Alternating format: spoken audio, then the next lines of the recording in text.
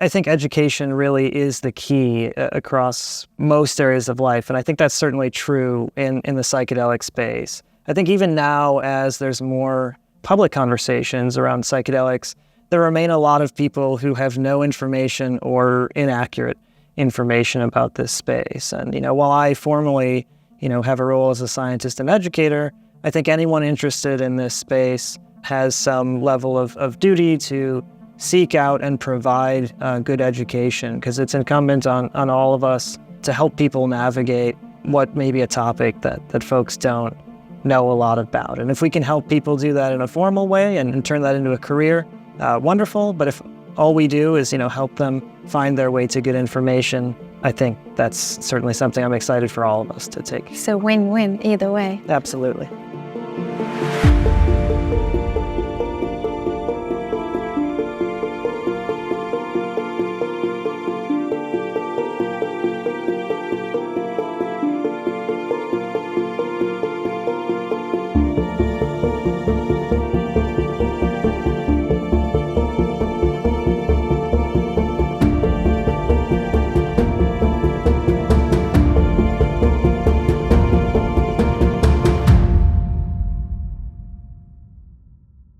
Hi everyone, welcome to Psychedelic Conversations. Today I have Cody Wenthur from Wisconsin. He's an assistant professor and he is from the School of Pharmacy. And today we are coming to you from the Netherlands, Haarlem, ICPR 24, which is a psychedelic conference.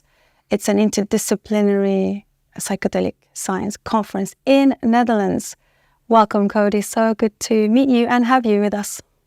Thank you very much. So good to be with you. And the purpose of our conversation today is to learn more about your School of Pharmacy. Mm-hmm. So as you know, we are in the stages of a very underdeveloped educational space in the psychedelic studies. So I think there are not many schools that could give a comprehensive education on psychedelics, and I believe your school is one of them. So I'm really excited to learn more about. So please start with, first of all, my favorite question always, what brings you to this space? And then we can go on to the school. It's always a great question. For me, really, the question that animates, my research and my interest in the area has been, how can small molecules change human behavior long term? I found it fascinating in negative contexts, in molecules of abuse. Unfortunately, there's lots of people, who are suffering because of this, including people I knew and grew up with. And so that was often motivating to try and understand, there's this tiny thing that's going into your body and it's changing the trajectory of your whole life. How is that even possible, right? And then on the other hand, we have compounds like psychedelics, where there's a lot of promise that they can change your life very positively in the long term, long after the molecule has left your body. And so that's, what really brings me into the space and animates me is the idea that we can figure out, what are the mechanisms underlying this change and how can we use them together, interrelationally and as a society to help foster long-term change that's positive. Amazing. Yeah, that's always a good mission to come into it with. And then you're here, you've been here at the conference. Mm-hmm. Is this your first time at the ICPR? This is my first time at ICPR, yeah. How are you finding it? Maybe we can talk a little bit about your observations in the last few days and what are you seeing? If anything sparked your inspiration, have you seen anything new that it's developing? It would be nice to hear your observations. Yeah. So first time at ICPR because, as you mentioned, we're from Wisconsin. We're from the United States. And so while I've been to a number of other psychedelic conferences, we thought this was a great opportunity to come see what was happening on the other side of the Atlantic Ocean. And because of that, I think a lot of the things that have been new and exciting to me were sessions around regulatory developments, as well as discussions around what pathways to access for psychedelics are going to look like here in Europe and in other areas of the globe. Because I do think this is an outstanding question right now, is how do new regulatory developments, new care models overlay on top of existing regulatory structures and care models. And of course, every place has their own baseline that they're coming from. So to hear where Europe is at right now, and actually to hear, from some of the Dutch ministers and folks who've been in very active discussions around things like the MDMA working group and access in real time has been fantastic and very enlightening. I also think the quality of the science has been really good at the conference.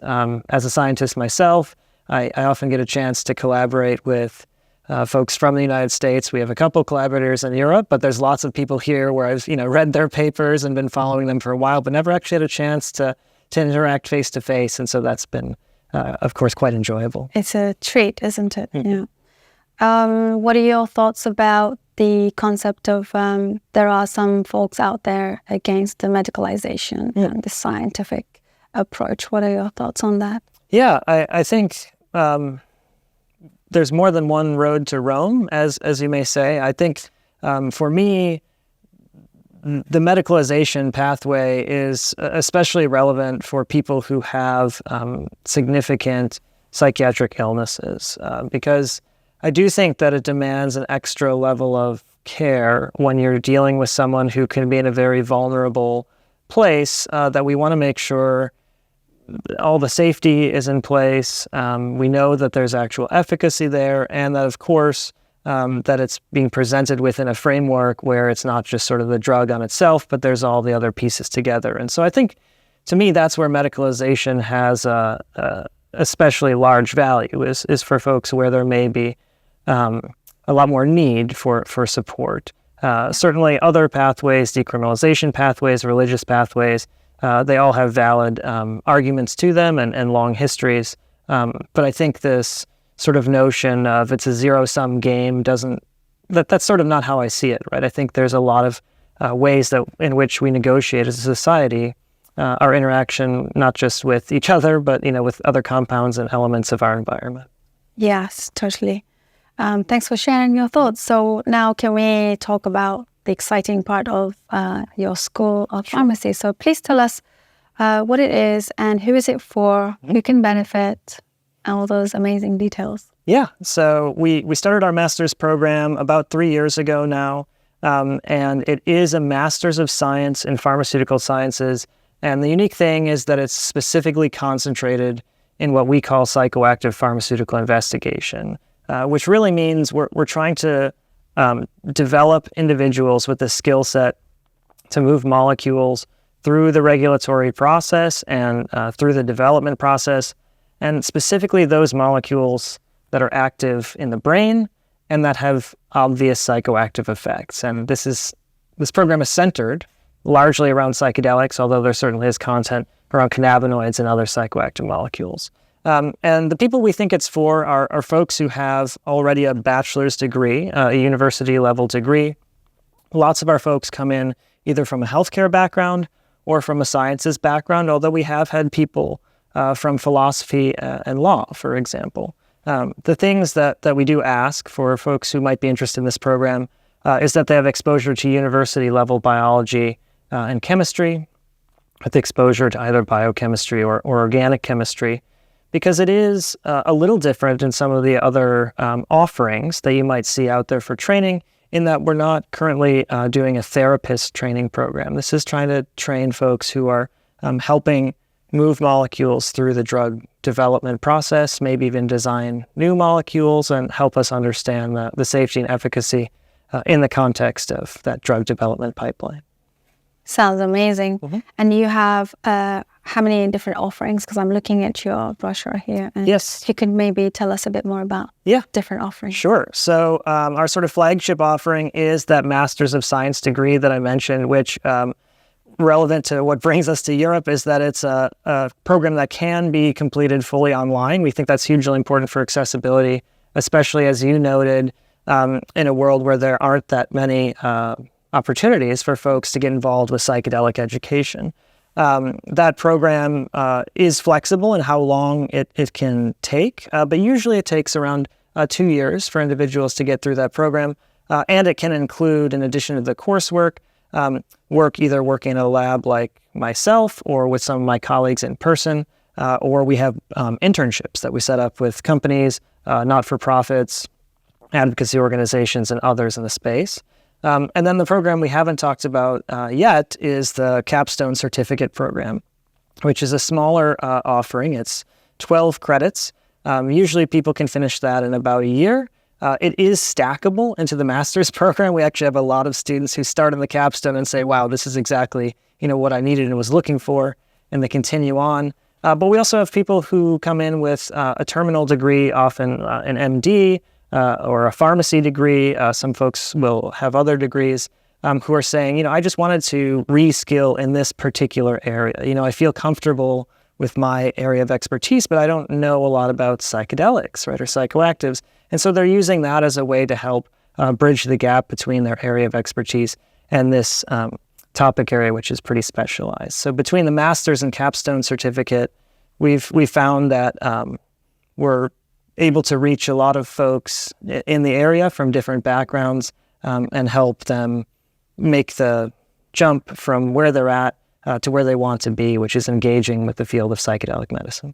Yes, this is great. Thank you so much for sharing the information. I'm sure there's a lot of people out there maybe searching for this, type of education, and I'm happy that you exist and your school exists. So where can they find you, how they can reach, and when the program, I can see that they start fall in the fall usually. So you can tell us a bit more about that and where can they find you. We'll have all of the details and the links in the show notes, but in case they're listening on an audio, where can they find you? So if you search for the University of Wisconsin on your favorite search engine, or you go to www.wisc.edu, you'll find the University of Wisconsin. And underneath there, if you navigate to the School of Pharmacy, you can see all of our degree programs, including the Psychoactive Pharmaceutical Investigation degree program. Wonderful. And in terms of timing for access, as you mentioned, there are fall starts. So we usually start our semester right around the beginning of September each year. Applications for that fall semester, we accept up until the end of April generally. But we also do have spring starts. So we try to be a flexible program because a lot of our individuals actually are working, either part or full time. And so we've tried to design a program that meets their needs. So if starting in spring makes more sense for you, starting at the end of January is another option. And the applications for those are usually due by October. Great. Amazing. Thank you so much for sharing. And as we come to the end of our conversation, is there anything that you would like to share, leave a message for our listeners? What would you like to say? Yeah, I think the thing that I would like to end on is just the notion that I think education really is the key across most areas of life. And I think that's certainly true in the psychedelic space. I think even now, as there's more public conversations around psychedelics, there remain a lot of people who have no information or inaccurate information about this space. And, while I formally, have a role as a scientist and educator, I think anyone interested in this space has some level of duty to seek out and provide good education, because it's incumbent on all of us to help people navigate what may be a topic that folks don't know a lot about. And if we can help people do that in a formal way and turn that into a career, wonderful. But if all we do is, help them find their way to good information, I think that's certainly something I'm excited for all of us to take. So win-win either way. Absolutely.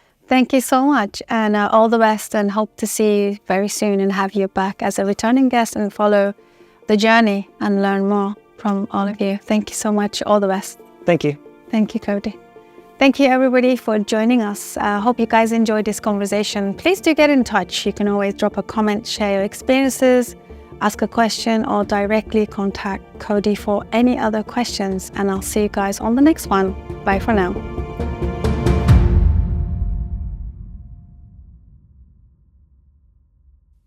Thank you so much for joining us. Psychedelic Conversations podcast is designed to educate, inform, and expand awareness. For more information, please head over to psychedelicconversations.com.